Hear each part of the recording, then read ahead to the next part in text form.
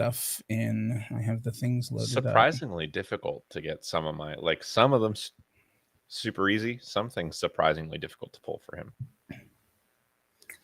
Oh yeah, I struggled. Yeah, Dixie Dregs is probably a lot tougher. I struggled. Yeah, I did the best I could. understandable. Probably like a lot of Steve Morse information is. I your avoided place to go. Individual people entirely in my. Oh wow, okay. I have. I was gonna say Steve Morse is probably the largest spring of Yes. information, and I would agree with you. I mean, I managed to find some stuff. I didn't really get a meanest or nicest. yeah, I was like totally stumped on that. Yeah, I didn't really get a meanest or nicest, but I did find at least like small to medium things for each category. Okay, Which I am fine with. I accept. Yeah, some weeks you're just gonna have to accept that. Yeah. All right. Boom, boom, boom, boom. Cool. All right. Are we you think we're ready? I am ready if you're ready. Let's do it, man. All right, 3, 2, 1.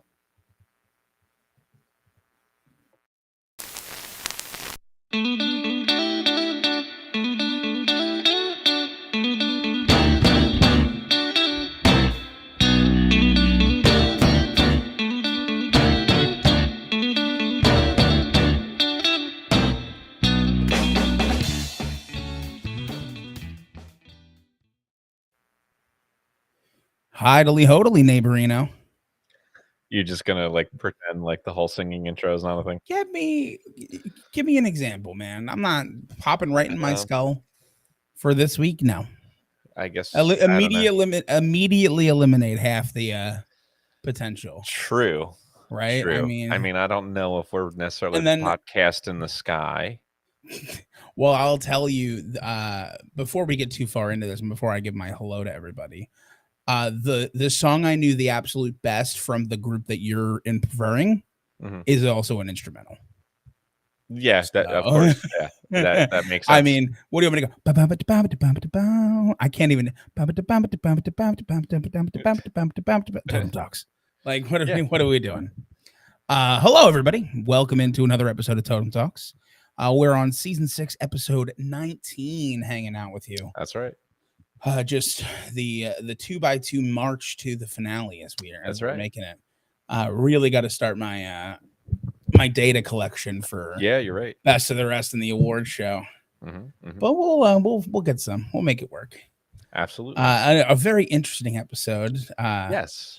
I really crammed this episode this week. Yes, you did. Anybody who's been catching our live shows, we recorded one yesterday. Hello, Keith. You were here yesterday. So I listened to all 6 of these albums and did all of my notes and research today.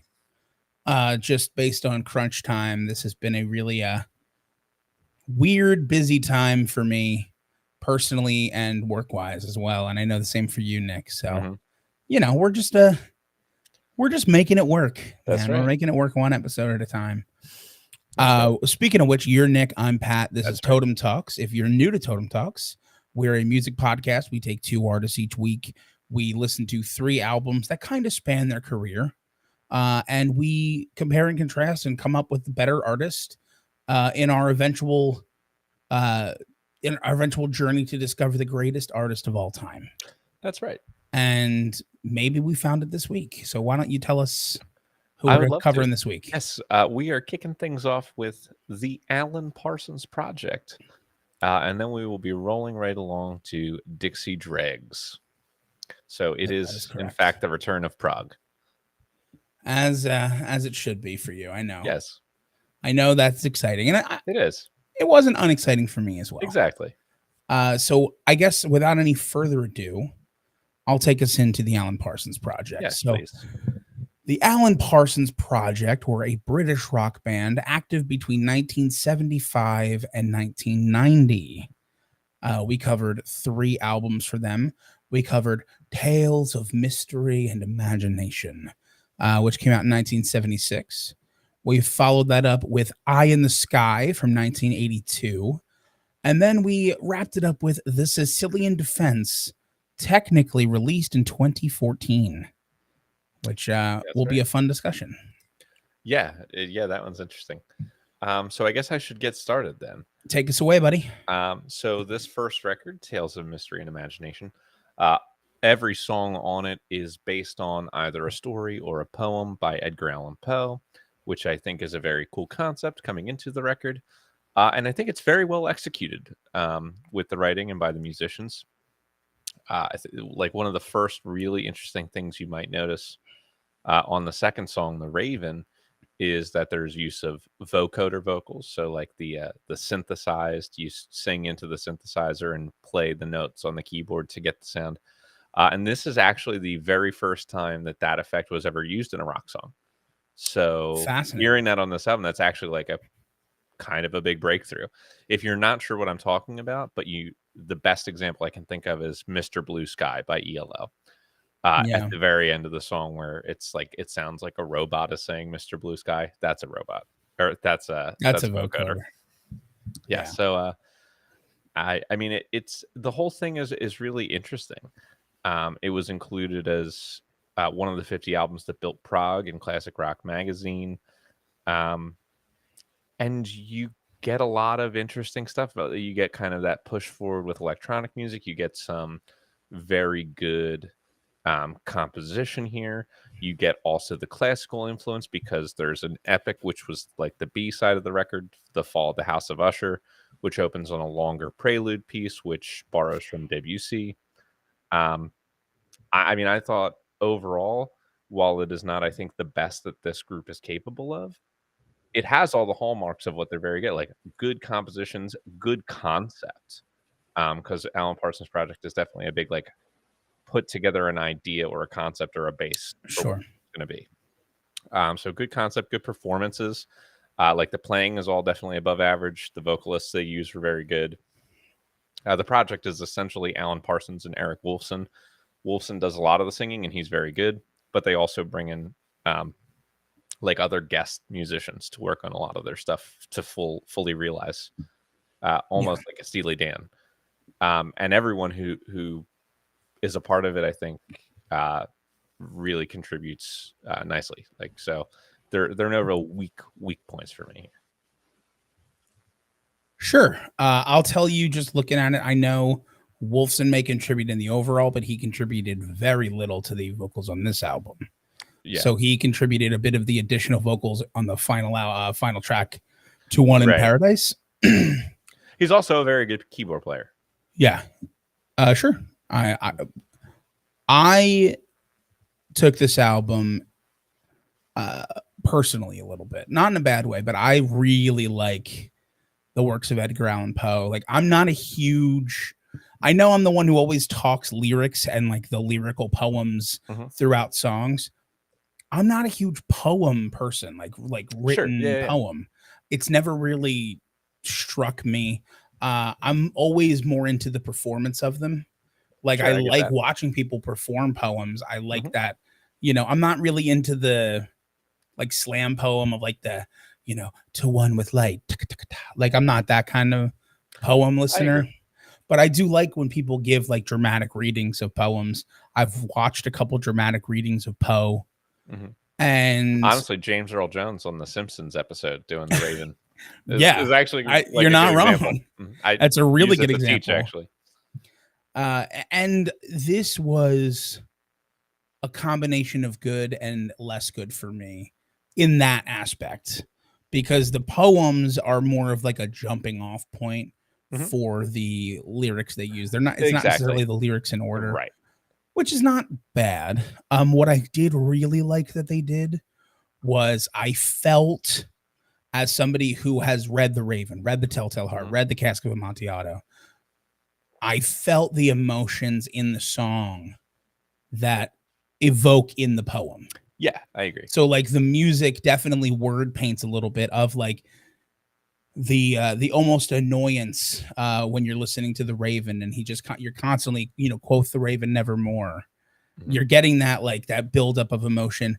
The Telltale Heart, you get the almost the increase in the beating of the tell heart as the song goes on. The one that I didn't dislike it at all, but I love the Fall of the House of Usher, and it's an instrumental piece, and I was like so excited to get like I saw it was like the whole second half, and I was really excited to see like what are we gonna do about that? Like that's a huge part of Poe. It was very good. It was very good. I just wish it does everything that you were saying. That it evokes the emotions of the poem, and it totally does that.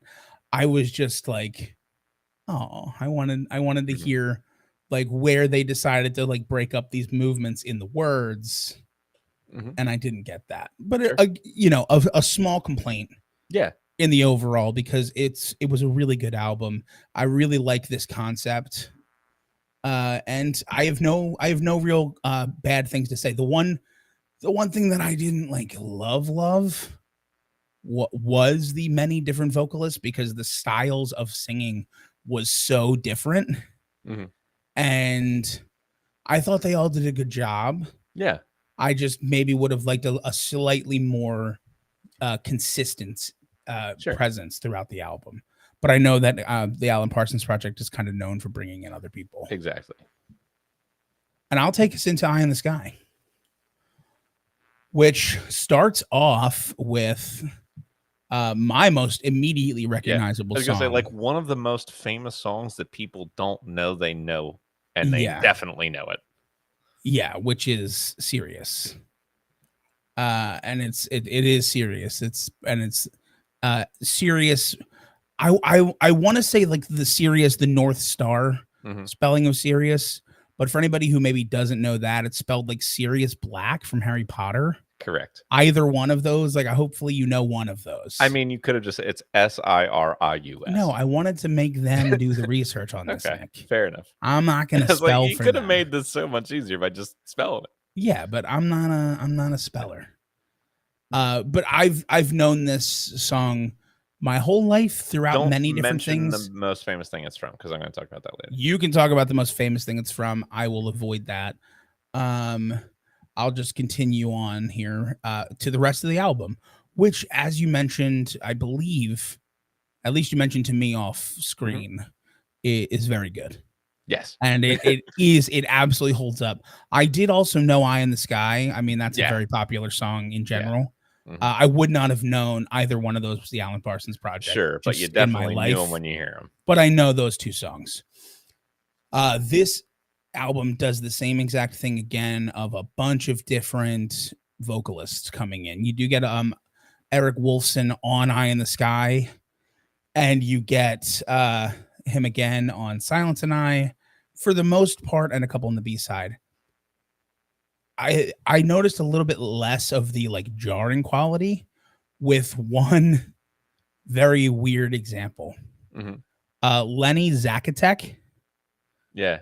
He legitimately, like, I had to look up, is this just like Billy Joel with a head cold? He sounds so much like Billy Joel when he sings. As somebody who loves Billy Joel, I was like, it's almost Billy Joel. It's like it's so close. Yeah, I get that totally. I never even thought of it, but now I totally hear it. It was so weird. It was like immediately evident to me from You're Gonna Get Your Fingers Burned. As soon as he started singing, I was like, what are we doing here? What's happening? And I think his voice is such a timbre change from Wolfson and Colin Blunstone and Chris Rainbow, who they also used. Like, he is so much harsher than all their very like soft voices. 100%. And they nailed the exact two songs he was like. It was the perfect selection of songs to bring him in for. And that's exactly what I was going to say. Like, they did the same thing where they bring in a bunch of vocalists. Unlike with the first album, but with the Edgar Allan Poe album, it was less jarring for me, with the exception of those two songs. But it was so well done. I don't have a complaint about it in this album. Like, if you're going to do something like that, do it this way, not the first way. And that's it. Positive stuff for me. Yeah. So, I mean, I told you off camera how much I like this album. I would definitely classify it as in my like top 25 to 30 records of all time. Like, this is a record I listen to several times a year. In fact, I was angry several times during this season because I was like, God damn it, the Alan Parsons Project is coming up, and I'm really in the mood for Eye in the Sky, but I know I'm going to listen to it in like 5 weeks, and I don't want to like spoil it. And then, but I was so excited to listen to it again. Like I've been waiting to hear it. Like I've really been jonesing for it.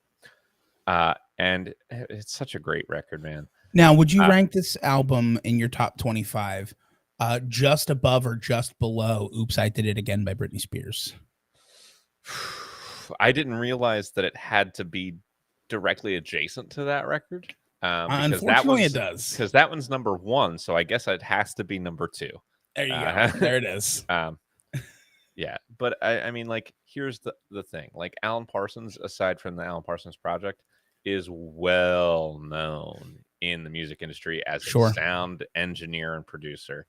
And goddamn, is the engineering of this album flawless. Like, this album sounds great. And it sounds great using such a variety of different orchestrations and arrangements. Like one of the songs that you brought up, the Silence and I, like has so many cool instrumental sections. You get you get a regular rock instrumentation, but you also get a lot of synthesized stuff. You also get like full orchestra strings and all that other things going on. The playing is really well done. And like we mentioned with like the different styles of music where they found the exact right vocalist to do the different songs. The only other thing I can think of to like talk about how great this record is in the transitions. So not necessarily every song goes directly into the next one, but Serious Eye in the Sky worked really flawlessly as one song. And then right after that, Children of the Moon ends like right into this like super soft, gentle vocal of Gemini. And they blend perfectly. So the writing is top notch, the performances are top notch, and the way that it's all mixed and engineered are top notch. So that's why I consider it definitely one of my favorite albums ever. Okay, absolutely. Take us in. Now let's move into the Sicilian Defense, released in March of 2014. But Pat, here's the thing about the Sicilian Defense. It was recorded in 1979. So the whole thing is they had basically a contractual obligation with their label, and they're knocking out album after album. They're having a lot of success. Like basically every Alan Parsons Project album certifies somewhere, if not in several different countries. Like they're doing really well, but it's like, all right, we need more. And they're trying to be like, hey, we're really successful. We want to renegotiate our deal here before we start putting out more albums that we know are going to be really popular. So essentially they gave this at the same time to their label as the album that was actually released in 79, which was Eve. And the label was just like, no, we're not putting this out. But they were eventually able to renegotiate the deal and before they put out their next couple of records, which I would argue are probably their two best records, which are Turn of a Friendly Card and then Eye in the Sky. But anyway, all that is like kind of prelude to say that the fact that like this is a fully instrumental album that was like done very quick. Like it was literally recorded in 3 days to just try to put themselves in a better position with their label. That was the whole purpose of its existence. And it was very pleasant to listen to. I mean, it's either just like little synthesizer songs or piano songs. And several of the piano parts were very beautifully done. I mean, if you were to listen to a song from this record, they all have very strange names. But I would recommend P-QB4. It's a really beautiful piano piece. So Eric Wolfson does all the piano stuff and Parsons does all the synthesizer pieces. And, it's great background noise. And when Wolfson's playing on the piano, it's very pleasant to listen to. but I wouldn't. I mean, I would recommend this album. I will listen to this album many more times again as something to like put on while I'm reading. Sure. You know? Yeah, no, I get that. Okay. So without knowing, I made a gigantic mistake by listening to the Alan Parsons Project first. Oh, I see. Knowing what's about to like, we're gonna get into Dixie Dregs, and I don't have a lot of negative to say, but you'll realize quickly what I mean because you know me. Right. This album was fine. You know, it's about 40 minutes. I realized it was all instrumental. For me, by far, the most interesting thing about this album was I was hoping I had not seen the cover of the album. I just saw the title because you texted me the title. Yeah. And I went, I wonder if it's the chess move. And it literally was like a chess move against their label specifically. Right. And which is like, it awesome. was a tongue-in-cheek name, basically saying like, hey, this Yeah. is what we're doing. Well, I'll tell you that literally the Sicilian Defense is an opening chess move, and it is my favorite opening chess move. I'm not a huge chess player. Sure.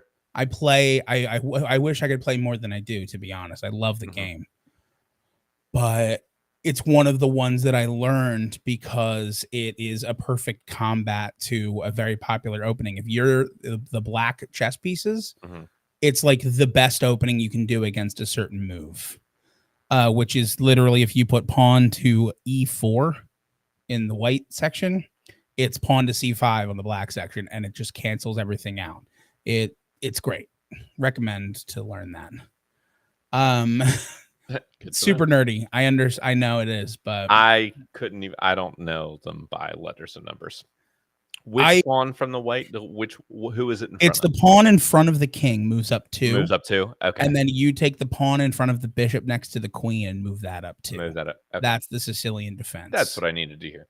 Yeah.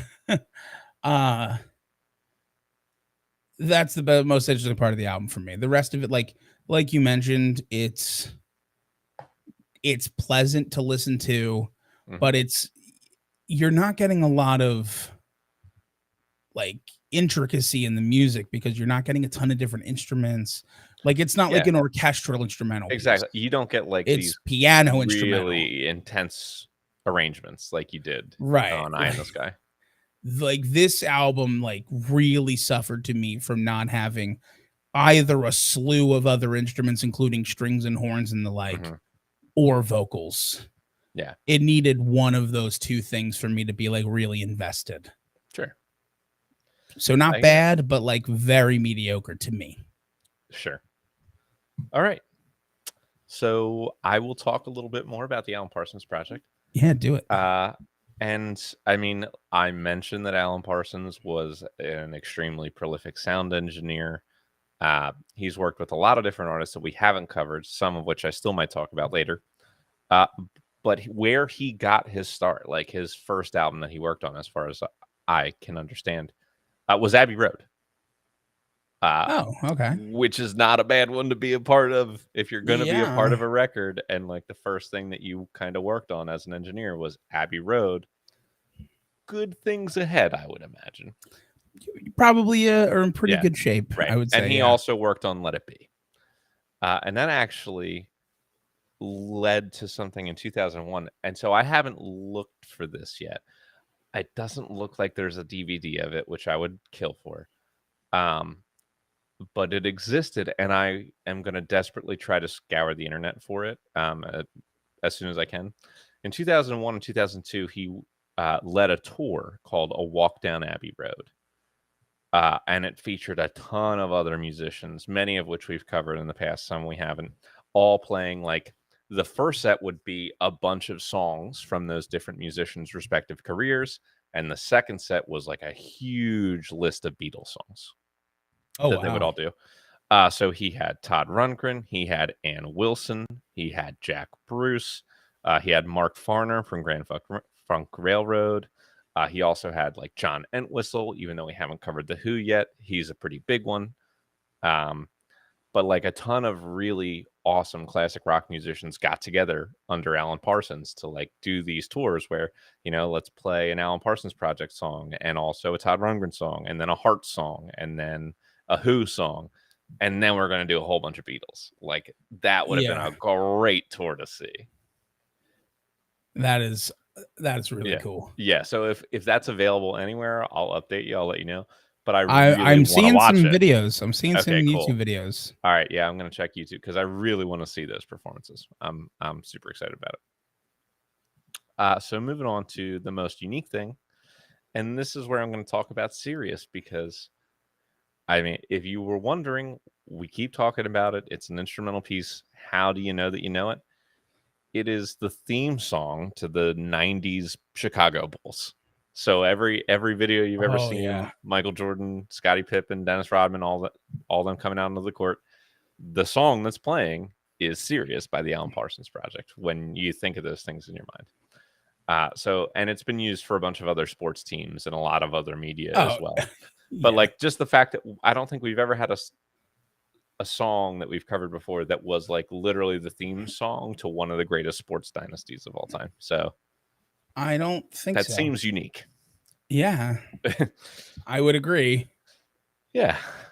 Which brings me to the highlight of the Alan Parsons Project career. And it was tough to say. I had a few things that were in consideration. I mean, Alan Parsons has 13 Grammy nominations, but he actually didn't win one until 2019. And that was for the 35th anniversary remastering of the album Eye in the Sky. And that won for the best immersive audio album. But also, the other thing I had in consideration was just the fact that literally their first 10 albums, all certified, at least in one country or another. 8 of their first 8 albums, all certified in at least 2 or more countries. Most of them certified in like 5 or 6. So just to have like that consistent success from right out of the gate throughout the heart of your career. Yeah. Over and over and over again in the United States, but also throughout Europe and around the world. I mean, that's pretty good. So it had to be in consideration. I'll take it, right? I mean, come on. And I had a hard time figuring out what the low light was. I mean, like, there wasn't a really necessarily tumultuous part of their career. I mean, I could have said it was when they were upset with their label and gave them the Sicilian Defense as a way to like try to renegotiate their contract, but then they were able to, and they continued having a lot of success. So I don't think it's a negative. I mean, it seems like the band's breakup was like mutual. It was understood. Like it was not like a negative. It wasn't a fallout. It was essentially, and you'll probably hear this right away. Eric Wolfson is also like very heavily involved in theater projects. Like he's very big in theater, and I think I've seen hear the influence. Okay, yeah, I think you can hear that influence in some of Alan Parsons' music too. Oh yeah, for sure. There's definitely a theatrical quality to it. Exactly. So like they were doing a handful of albums that Wolfson also turned into full theater performances, like Gaudi and Freudiana were both turned into musicals as well as albums by the Parsons Project. But it just seemed like that was kind of the direction that he was going, and Alan Parsons was not necessarily as into shifting towards musical theater. So their art was just kind of carrying them in different ways. It wasn't really a negative. Yeah. So I mean, honestly, all I could come up with is Eric Wolfson's death in 2009. Yeah. His passing and the inability for them to ever get back together to kind of collaborate on anything else again is I suppose the low light for this group. Other than the fact that they did split in 1990 officially. And look, I got nothing for the meanest or nicest thing. Like I was looking through a bunch of articles, I was reading interviews with Alan Parsons, but here's like he is so big in the world of audio engineering that almost all of his interviews or all the articles that you can find about him or about the band are discussing those elements. Like there's so much more like, let's talk about audio recording. Let's talk about what you're doing in the studio. Let's talk about how you get the sounds that you get. But I will say the nicest thing he had ever did for us as listeners, us like totally outside of their own music. So Alan Parsons, I mentioned, was on Abbey Road, which is one of the most popular and wonderful albums of all time. But he was actually an engineer on an album that was even more popular and influential than that one, very famously. Alan Parsons is the sound engineer, or one of the sound engineers, on Dark Side of the Moon. Which is like very much like one of the things that made him huge in the music world. And he had a couple of ideas that he contributed towards the group. So, for instance, when you're listening to Time and you hear all those clocks going off at the very beginning, that was Alan Parsons' idea. Or when you're listening to what I think is one of the greatest songs of all time. I mean, Time and this one are both amongst the greatest songs of all time. But when you're listening to The Great Gig in the Sky, putting Claire Torrey on there to like improvise some vocal lines, that was Alan Parsons' idea. So next time you're enjoying Dark Side of the Moon and you're enjoying two of the greatest songs ever, you can remember that Alan Parsons came up with those ideas, and he did that for you. So there you go. That was the nicest thing he ever did. Wow. I'll tell you. Also, I'm looking up more into Eric Wolfson. Sure. Just a little bit as we were talking here. He released an entire Edgar Allan Poe musical, and he also released an album called Poe: More Tales of Mystery and Imagination. Oh, interesting. Which consists of a lot of the songs from the musical, but not all of them. And it's just a very interesting like concept album. So you're getting a couple new. You're getting like The Pit and the Pendulum. Okay. You're getting Murders in the Rue Morgue. So you're getting other works of Poe. Which is very interesting. I also I recognize the lead vocalist on this, somebody who played Jesus in Jesus Christ Superstar. Interesting. And so I know roughly the voice that I would be listening to, because I'm gonna have to listen to this at some point now. Yeah, right. I agree. But yeah, that's all. It was my little piece of it. I love it. All right. Well, I think it's time to move on to Dixie Dregs then. Let's do it.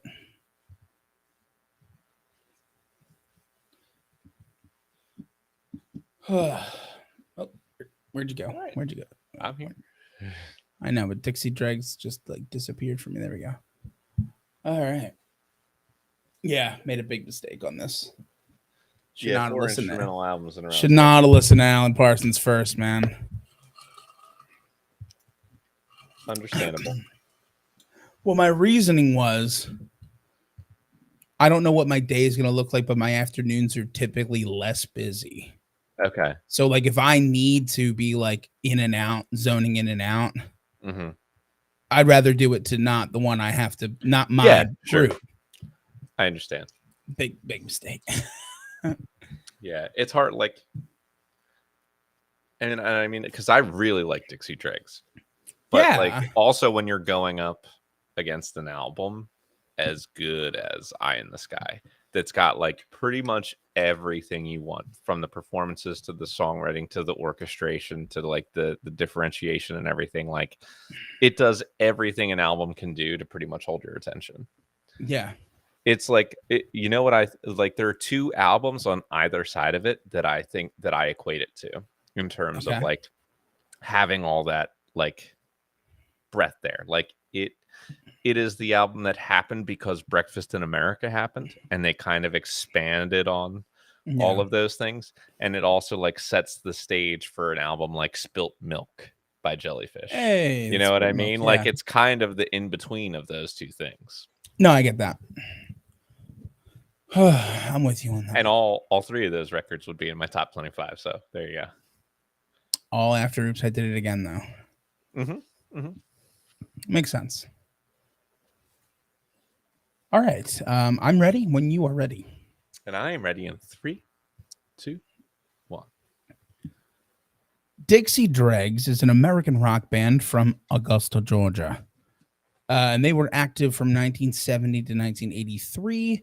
And then once again from 1988 to the present day in various forms. The the band has kind of just like loosely been variously together at different points throughout history. Yeah, including in a lot of different lineups and a lot like before they released their actual records. You know, like sure. A lot of the different changes in this group happened before they even put out the music that you're going to hear if you're listening along with us.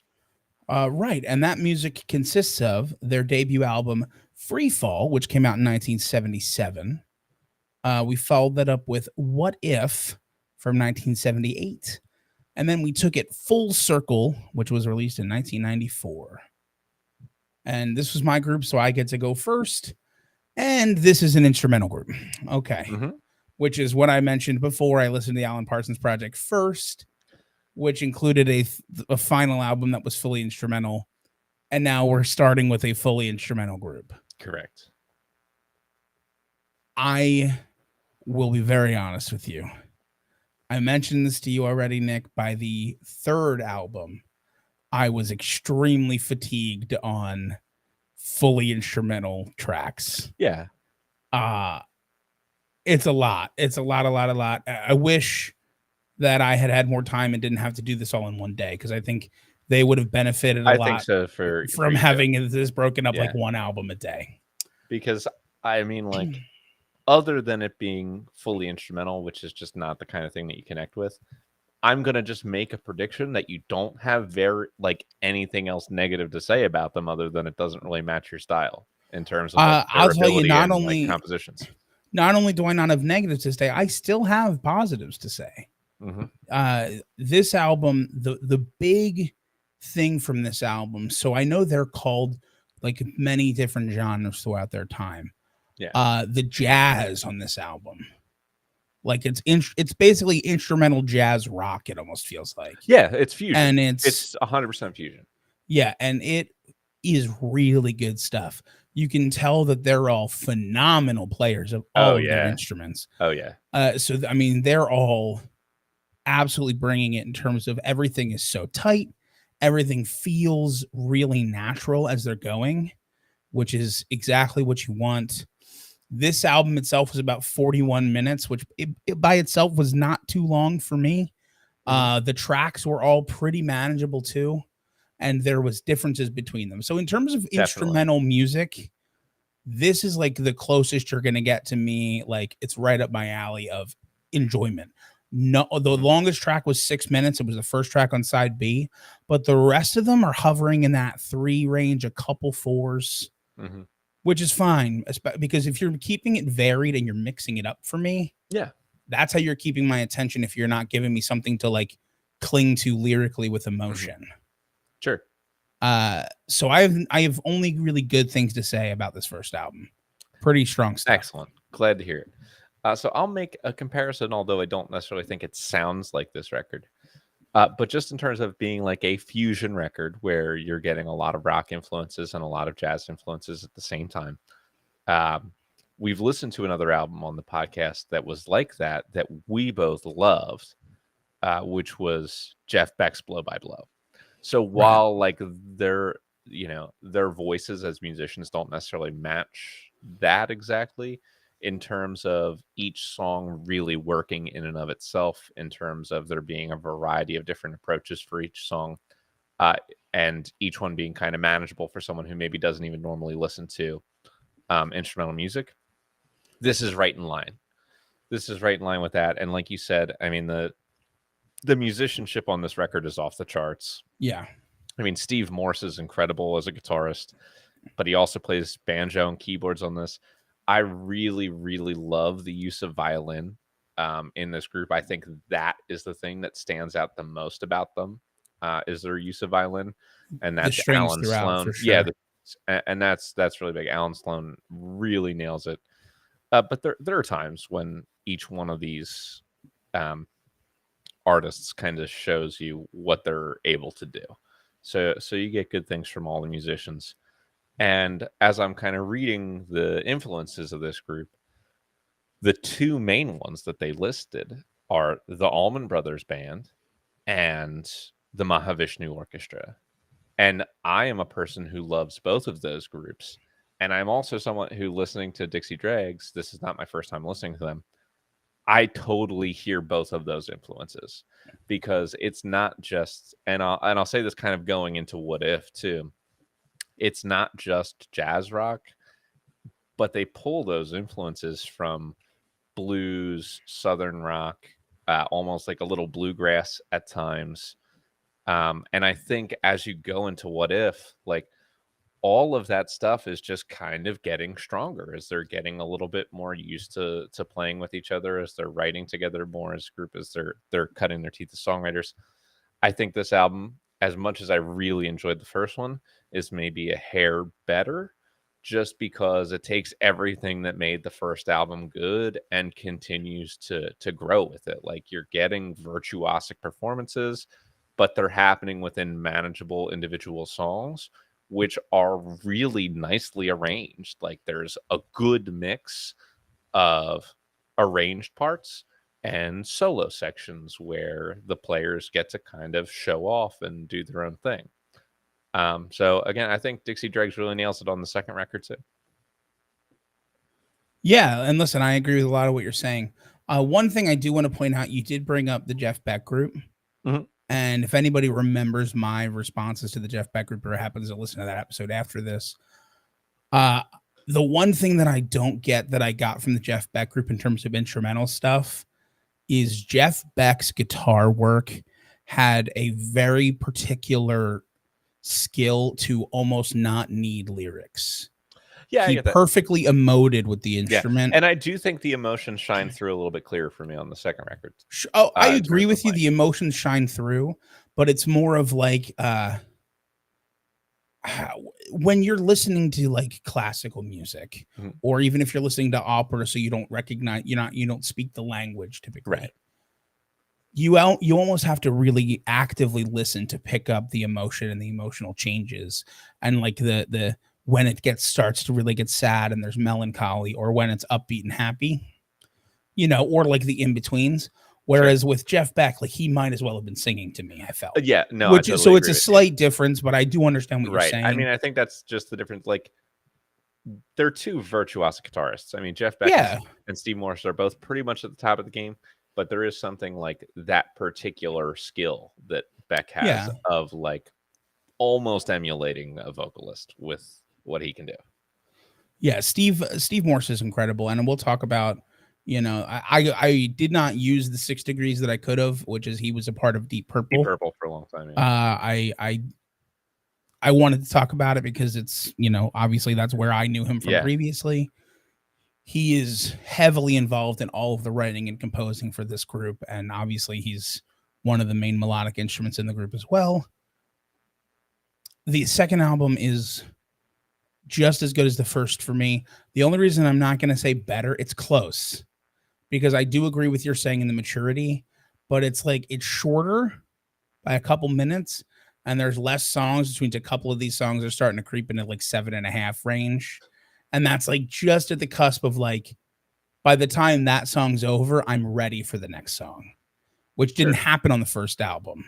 Mm-hmm. And that might also be part of the fatigue setting in at this point of just like the last song on This Night Meets Light, which was very good, but it's like 7, almost 8 minutes. And I'm like, okay. And I appreciate your separation of what you heard from how you felt so far on this. Because I really do think that if you got to listen to the 3 Dixie Dregs records on 3 different days, it probably not only would you have good things to say about them, but you would have like actually fully enjoyed it. Yeah, and I mean, I took a lot of really positive stuff out of it. I think the one big saving grace again for me on this is the strings. Alan Sloan with the violin and the viola. Like, it's a very refreshing sound to hear for me, and I have much more. This is not classical music. I want to be very clear. Mm-hmm. But when you hear strings, you almost feel in a more classical way, especially with the violin. The viola on this almost like it's not bluegrassy at any point, but it's closer to that like fast paced, like almost fiddle like playing. Mm-hmm. But when he's on the violin with those like with the beautiful like melodies and stuff, it almost feels more classical, which my ability to listen to instrumental music is like tripled when there's classical music. For some reason, I've just always been able to listen to classical music more. I pick up on things a little more when it's orchestral versus, Sure. like a rockish, I'm more of the jazzy jazz album. fusion guy. Right.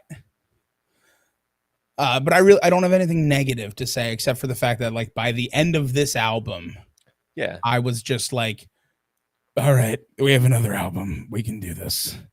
It was too much instrumental music. I actually did take an hour break after this. It was all I really could afford to take because I had to be able to do my notes and stuff for the podcast. But I was like, all right, I'm gonna do the best I can to give Full Circle its best chance.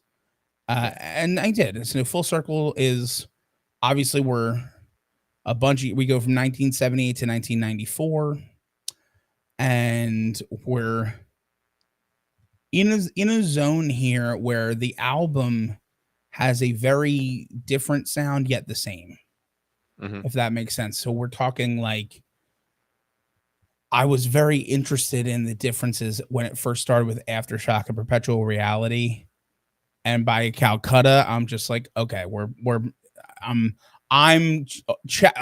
actively keeping myself checked in. Sure. The songs are back to being fully like manageable for me. Like 5.5 is like the highest we're really getting here, and it's staying in that 3 range, maybe 4 range. They're doing the same thing, right? They're doing the same thing well. There's good movement throughout the tracks. There's good use of different instruments.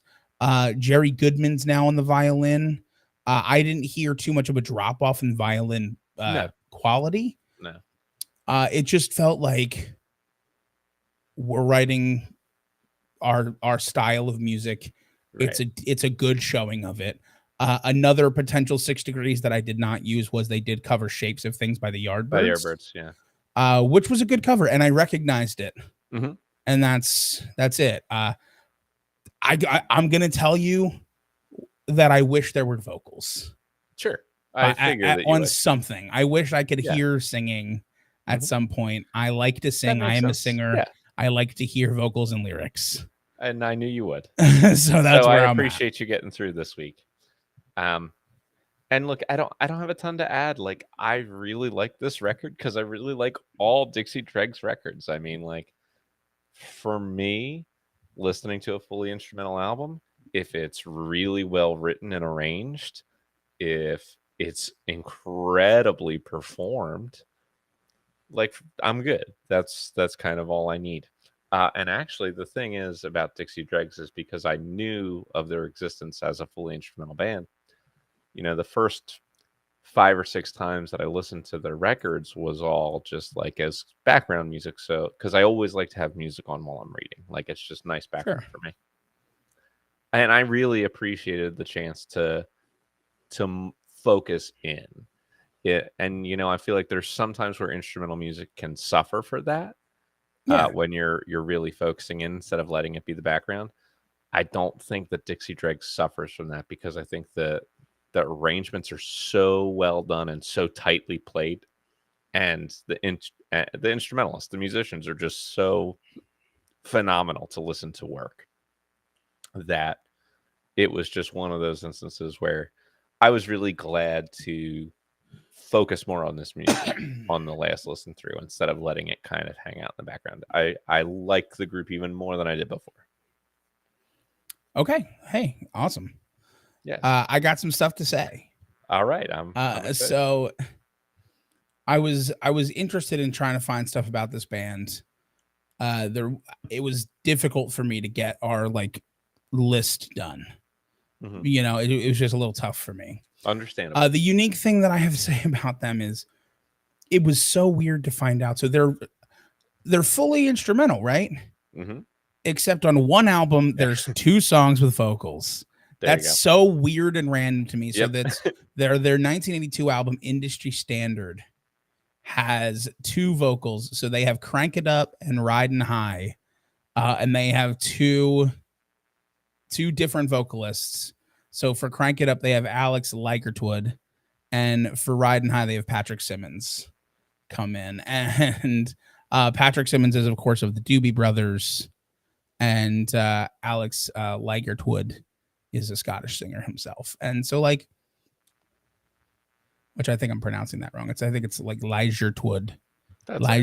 Ligertwood, something like that. But super random. It felt really unique to me. It's like we're a group that does entirely instrumental stuff except for 2 songs in our entire discography. Why not? We're just gonna throw those in. In terms of highlight, I want to say it's the period of time right after What If. So What If kind of put them a little bit on the map as far as they were on the map at any point. And they started getting Grammy recognition for all 3 of the following albums. So Night of the Living Dregs, Dregs of the Earth, and Unsung Heroes were when they really started getting like noticed by the Grammy. Sure. By the Grammys. I'm not surprised. Nominated multiple times. And I feel like that's a good highlight. So you're getting some sustained success for those 2 years, 79, 80, and 81. Right. So those 3 years, I guess. They were all back to back albums. In terms of a low light, it's not necessarily right before they started recording the first album. Rod Morgenstein, who was the long-standing member of the band, I believe he still is one of the members of the various formats of the band. He was asked to fill in as the drummer because a surfing accident disabled their drummer at the time, Bart Yarnall, who had met and worked with. Like they met at University of Florida or University of Miami, I think, some Florida college. I forget the name of it at the moment, and he was like an original member of the band who then could not continue. Yeah, that's a shame. Sad. It was University of Miami School, the University of Miami School of Music.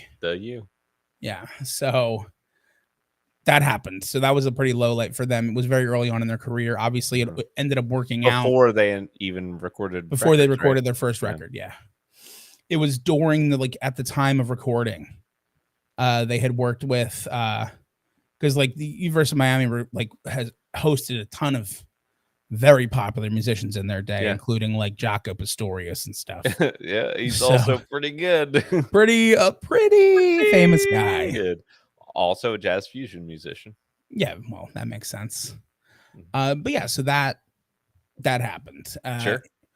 A couple other things. Another little factoid that I thought was cool. Just relating them to our other group, the Alan Parsons Project.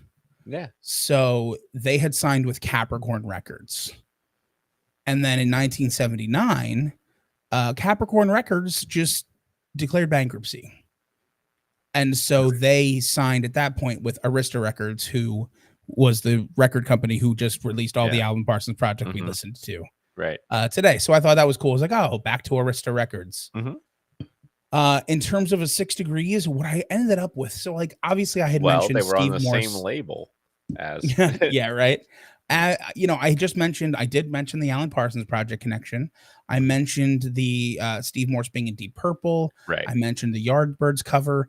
But what I thought was interesting was Capricorn Records really only ended up signing these guys at all. They released a 3-song demo, and that was something that they were interested in. But it took the kind of vouching from Chuck Leavell and Twigs Linden of the Allman Brothers Band to vouch for them as. I'm not surprised that's who would be into it. Of course. Yeah. But I thought that was really cool because then they were able to record their album based on members of the Allman Brothers Band vouching for them. I love it. Good. So I thought that was a pretty cool 6 Degrees.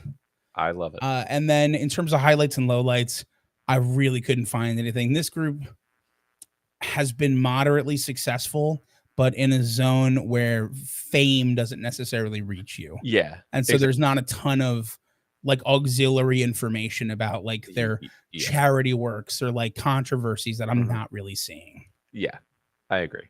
If you run in prog circles like I do, you've probably heard of Dixie Dregs or listened to them a little bit. You've definitely heard of Steve Morse. Yeah, I knew of Steve Morse. Yeah. And I the name tickled me, and it was because we did Deep Purple. Yeah. And so I looked through all the members of Deep Purple as we did them, and this probably was on that page. And you don't just join Deep Purple, especially with like praise from Richie Blackmore, without being fucking amazing. That's a good point. That's a good point. So yeah, that's all I had for Dixie Dregs. So let's grade them.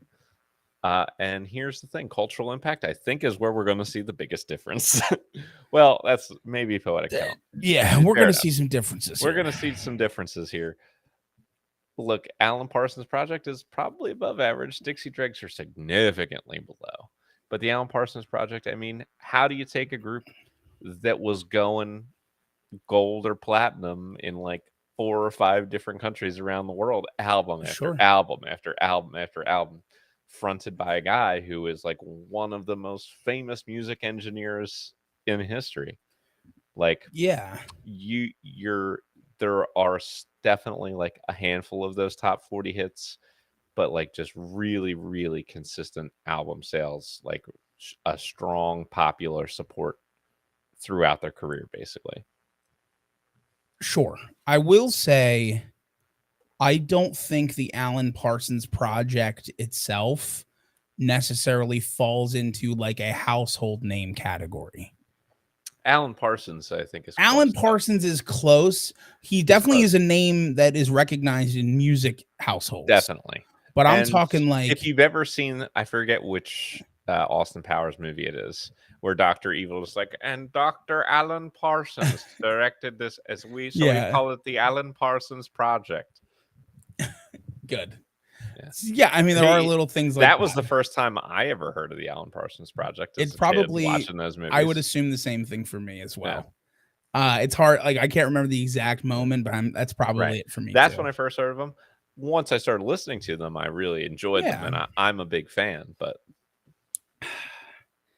yeah, I think it's a number in the 5s. Like, let me be clear. I think it's a number in the 5s as well. I'm just saying, like, to caveat because you're giving, I gave all the positives. They're my group, but I still think it's a number in the 5s. I think that gives them the respect that they command. Yeah, I think we could probably go like a 5.3. I think that's a good spot. And I think Dixie Dregs are not that high. Yeah, Dixie Dregs are very low. There's no real big giant hit for Dixie Dregs. No, there's some Grammy recognition, but there's not. There's Grammy recognition, and there's like musical influence, because there's definitely influence from these specific musicians. Sure. And so the number is less than 1, but I would be more than happy to give them like a 0.7-ish. I think a 0.7 is perfect. It's kind of where I was going. Okay, cool. So breadth of work, Alan Parsons Project has released 12 studio albums, I believe. So that puts them at a number to start.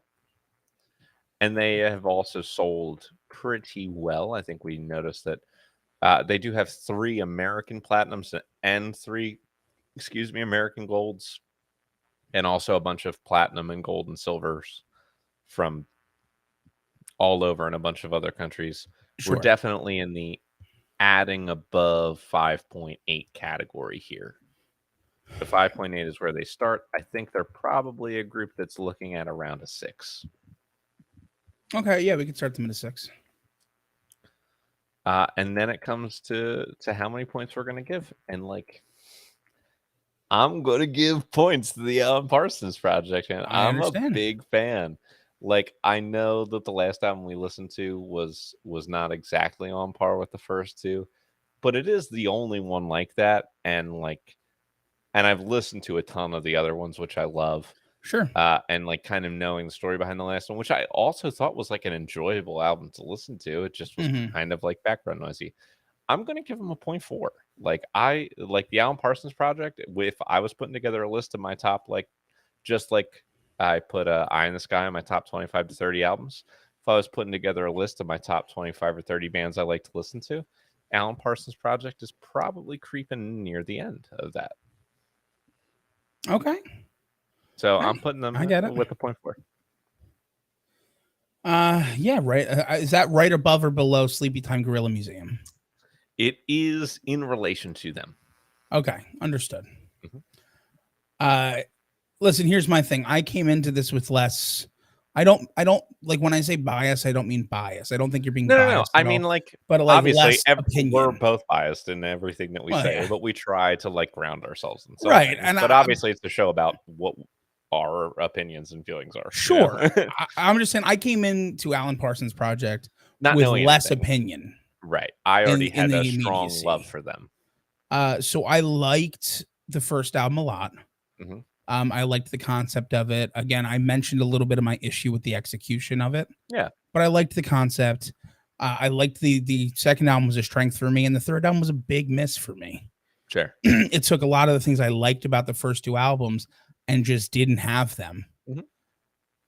And I think all that kind of boils down to I'm probably just going to leave them because I only listened to these three albums. Sure. So I'm just going to leave them where they are. There's nothing that I'm taking away points for, but the points I would have given for the first two albums probably got washed away by that third one. All right. How many albums are we talking for the Dixie Dregs? 7. 7 records. Okay. So they are starting with a 5.2. Yeah. I think they got to lose a little bit because Yeah. none of these albums certified. We're not no looking at sales certifications here. I mean, I don't know how much down you want to go. I'd say at least probably a 5. If you want to go a little lower, you can tell me. We have discussed, any going as low as half a point under for not selling. I think for this case, I'm fine going to either a 5 or a 4.9, not the full way down. Yeah, right. I mean, their albums were like getting recognition, right, and they were being popular in certain circles. So I mean, I'll leave them at 5. Yeah, because that's where I already had them, and it would be more work to do 4.9. For me, they're a 0.3. Efficiency. For me, they're a 0.3. Okay. I like this is right in my wheelhouse of things that I enjoy. Yeah, and I for me, I'm gonna give them a 0.1. Mm-hmm. It's they didn't do anything wrong. It's just 3 albums of it was too much for me. Sure. So like I enjoyed what I listened to. I enjoyed the listening objectively, and I can't give them more than that because it'll probably be a long time before I go back to Dixie Dregs. I understand. Based on I'll listen to too them much again, too soon for sure. I probably listened will to them too. before. I will listen to them again. Yeah. All right. I think instrumental talent. Look, I think this is a good category for both artists. The difference being is I think this is a pretty good, strong category for the Alan Parsons Project, and I think this is like the category for Dixie Dregs, man. Like I think we're looking at 2 significantly above average scores, 1 significantly lower than the other still, though. Yeah. I'll start with Dixie Dregs this time. Yeah. The one thing I can say about Dixie Dregs is every single instrument on every single album was played almost the best I've ever heard it. Exactly. Like everybody is just incredible at what they're doing. Mm-hmm. And they're using them in ways where it never feels forced and it always feels new and fresh. I agree. Yeah, this is a number I could legitimately see in the 9s. Oh, it has to be. I wouldn't go lower than the 9s.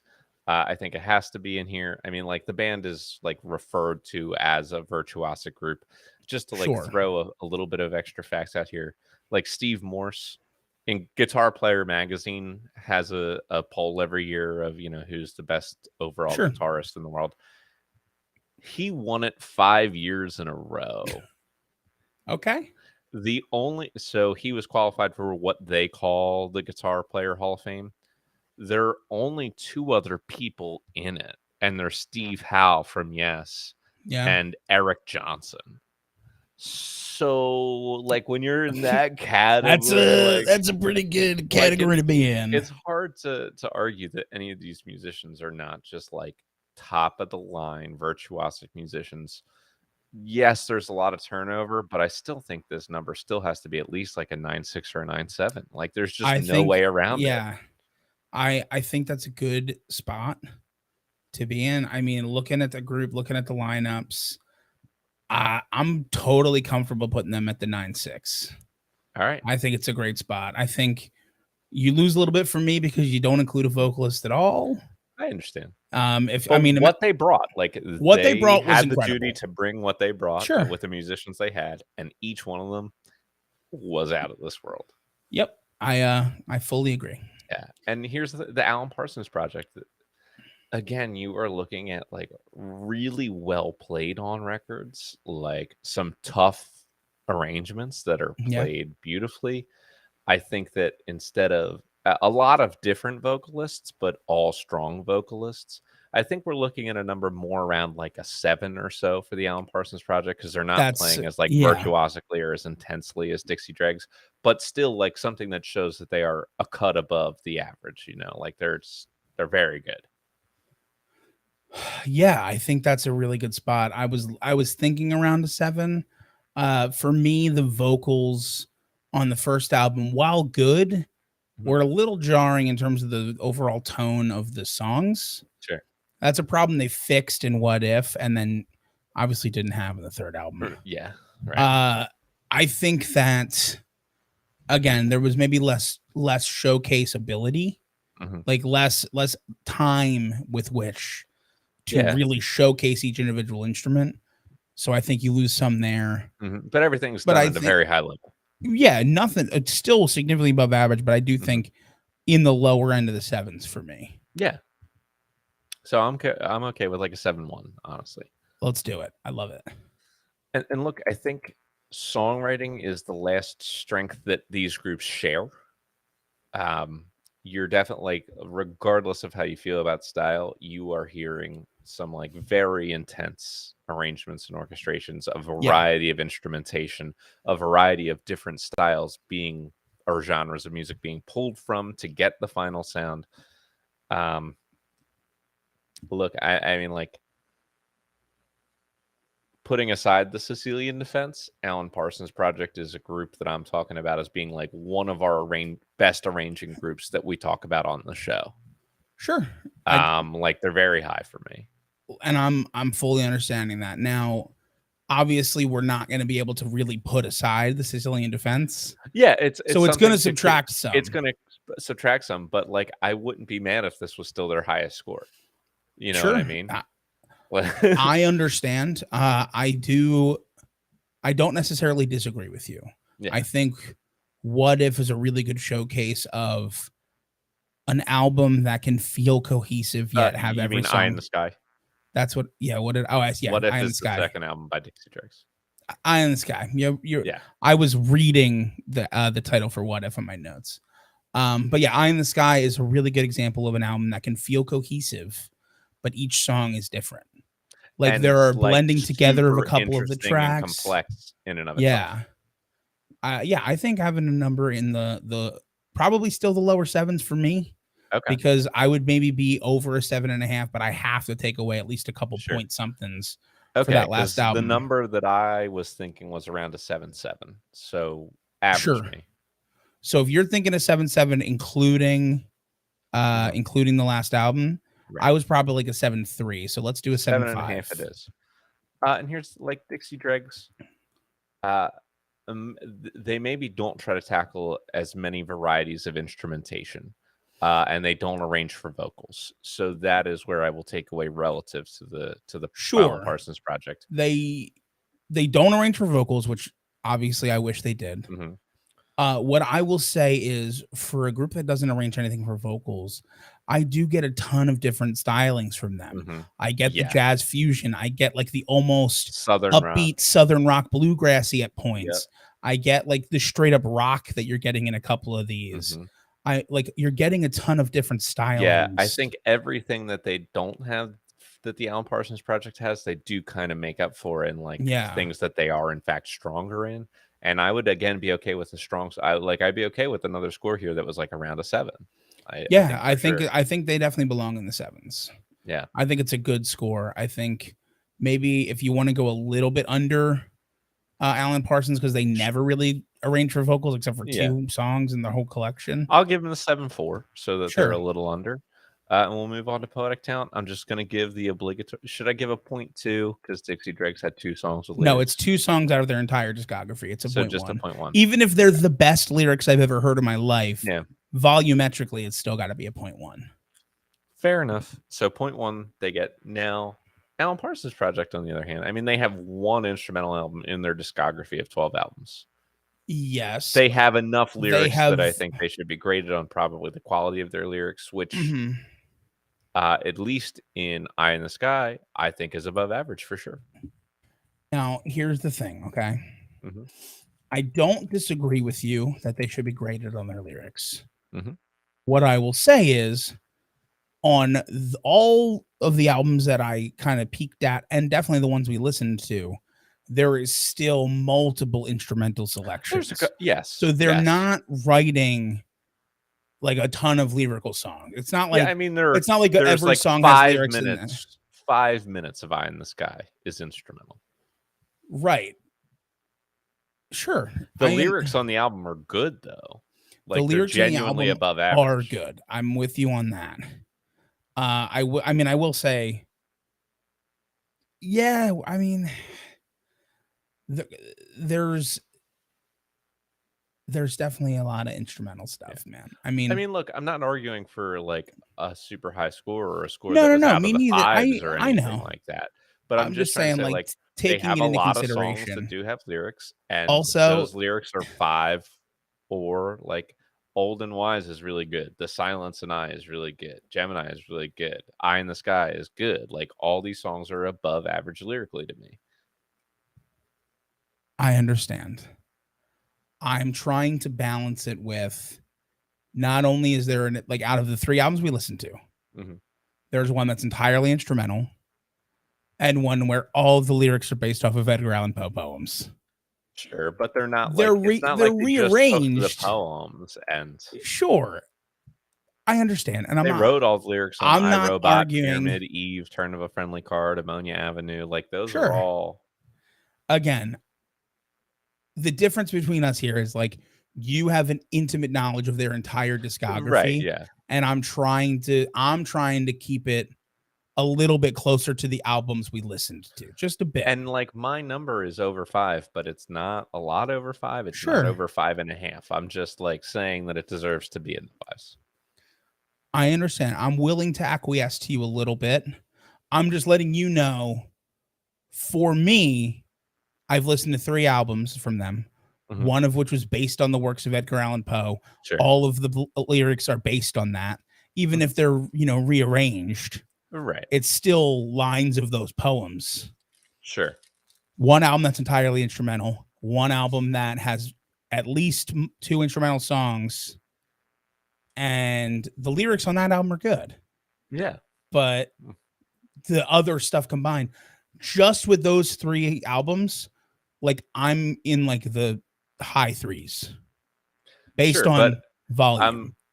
Now you're telling me like other information. I know the other records. Like right. I know iRobot. I literally listened to iRobot right before we got on. Turn of a Friendly Card is another one of my favorite albums. Like they're writing all lyrics on those other records. Like all the other records have lyrics and songs that are.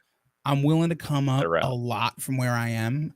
I'm just trying to explain to you and to the audience why I'm low on this based on my knowledge of it. Sure. So like you're up in like the 5.5 range. It's one of those albums where like quite literally the algorithm kind of kills them, because if you listen to any other combination of 3 records, you would have just heard a bunch of songs with Alan Parsons Project lyrics. Sure. And it wouldn't have occurred to you to say, like, the fact that there were maybe 2 instrumental pieces per album wouldn't have necessarily made that big of a difference. No, you're right. It wouldn't have. And so I'm with you.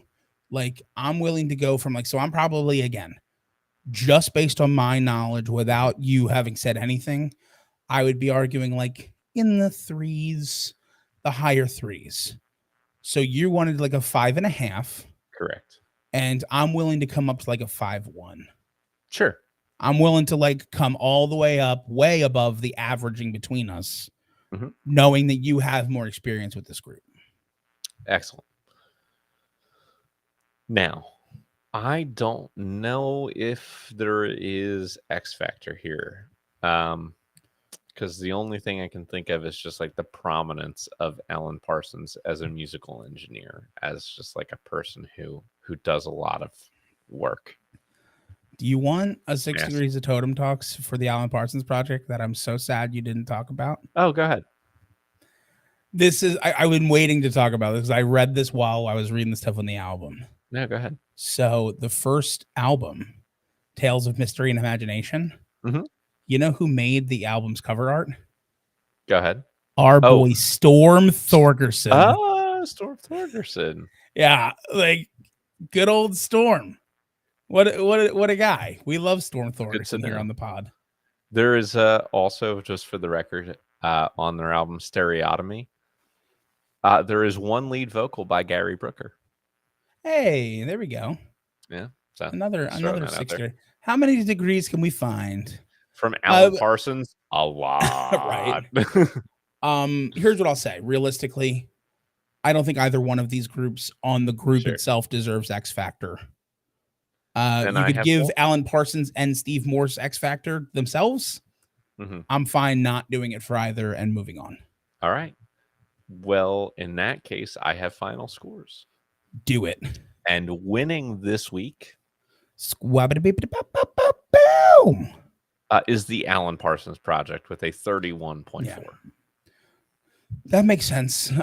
You know, there was a difference between not writing any lyrics ever and exactly. Yeah, exactly. And Dixie Dregs, I mean, like, here's the thing. Keep in mind, they got less than 1 point for 2 out of 5 categories. Like, they didn't do any lyrics and they're not known. Nope. They got a 23.2. It's an incredible score. Which I think just shows like how talented of a group they are, despite. Here's what I'll say. I mean, knowing what I know about the groups we've covered and not having any idea who we're covering the rest of the season, because I read it as we go because I like to be surprised. Sure.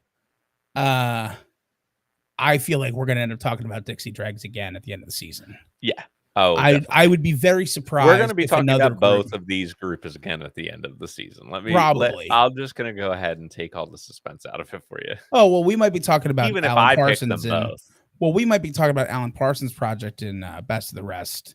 I'm talking about the awards. Oh, yes. I'm saying about like for instrumental, like that's a very high score to get for instrumental. Oh, yeah.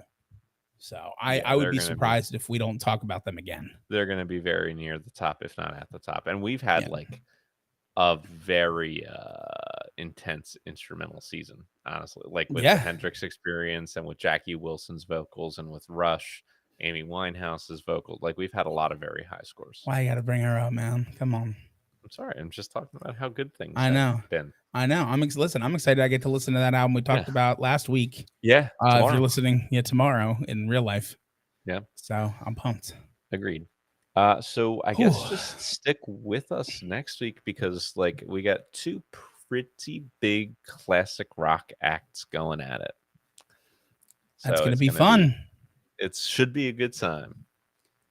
Yeah, and listen, thank you all for hanging out with us again as we went through some interesting artists this week.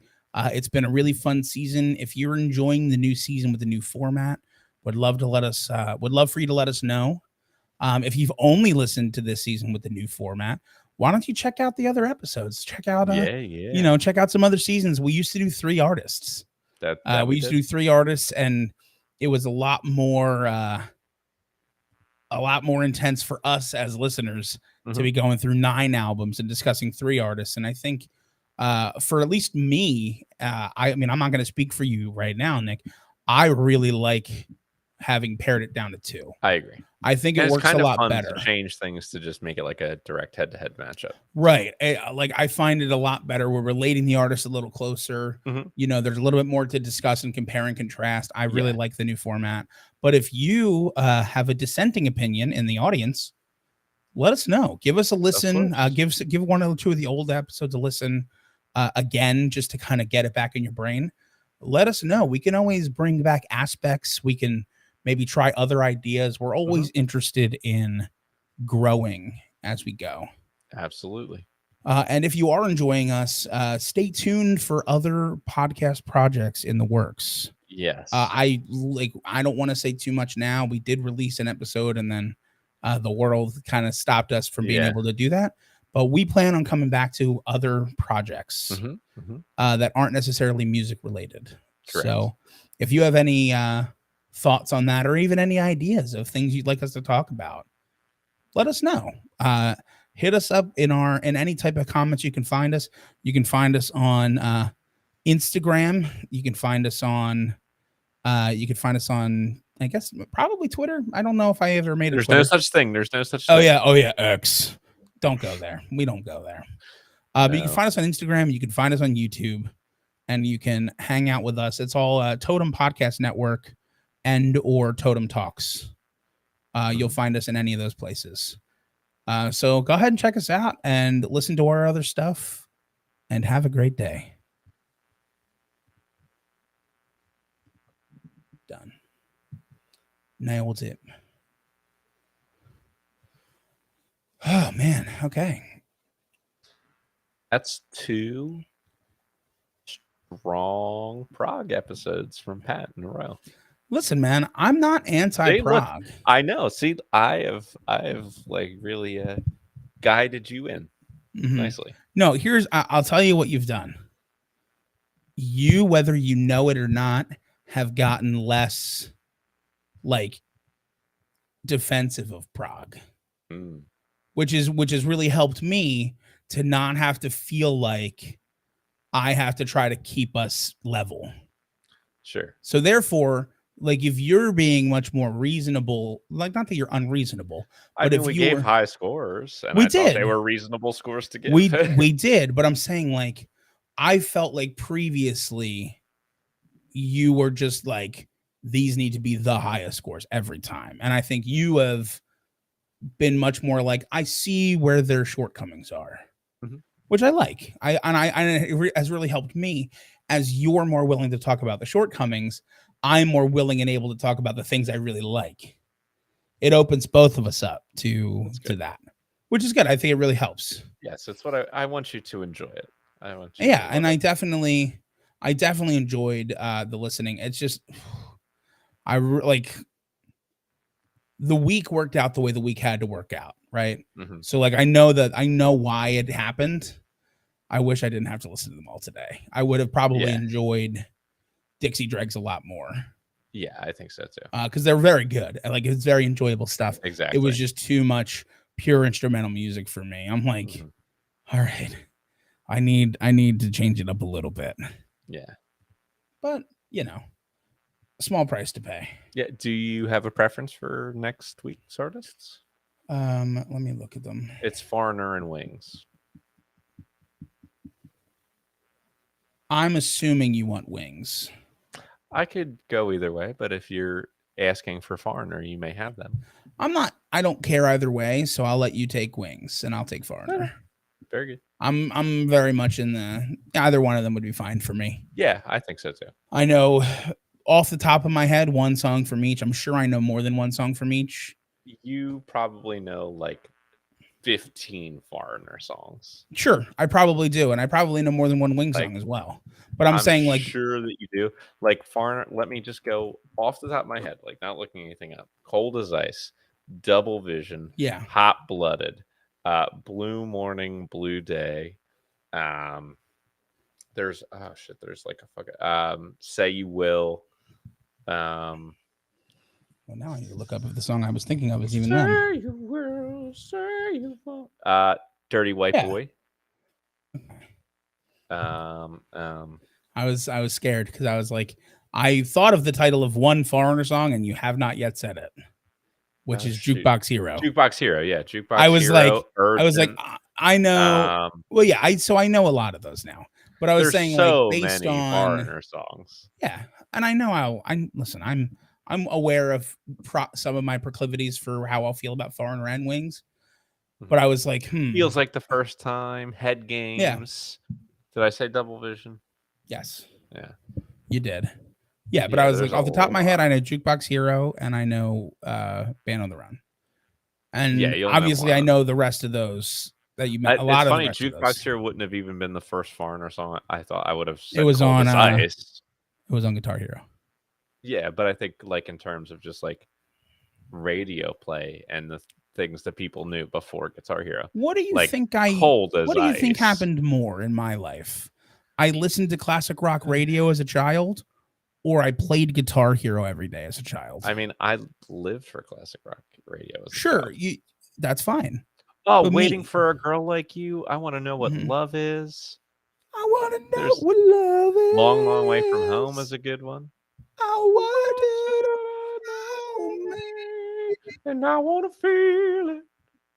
Yeah, they got a ton of fucking hits. Yeah. I'm excited. Yeah. All right. Yeah, there are 12 Foreigner songs on their greatest hits album that I could immediately sing to you right now. Go ahead. Start from the top. Oh shit. Hold on, I closed it. No, don't, because you don't have the copyright for them. And we're live. Point. Just go ahead and call me afterwards and start from the top. Yeah, okay. You got it. Alphabetical order? Yeah. Yeah, that's how I prefer it. Excellent. Cool. Well, listen, man. Time to go have dinner. Yeah, go have dinner. I'm done. I'll see you Saturday, I guess. Very good. Cool. Sounds good. Adios.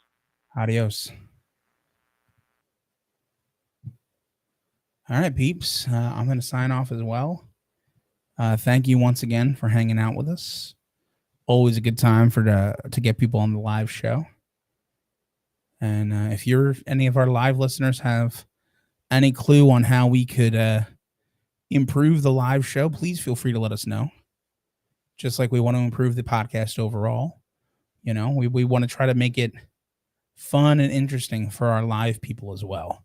Whether that's more interaction, taking some time in between the acts and having some more direct conversation with y'all. Or if you just like what we're doing now, that's fine too. You can see the artifacting on my not green screen behind me. I have a blue screen that I have the ability to set up and just none of the want, because this is close. the software almost works, except for my arm over here. Apparently they're just viewing my arm and saying that's part of the wall, right? I am very pale, and these walls are painted white. It's a miracle my face isn't completely transparent, to be honest. And on that lovely note, have a great day.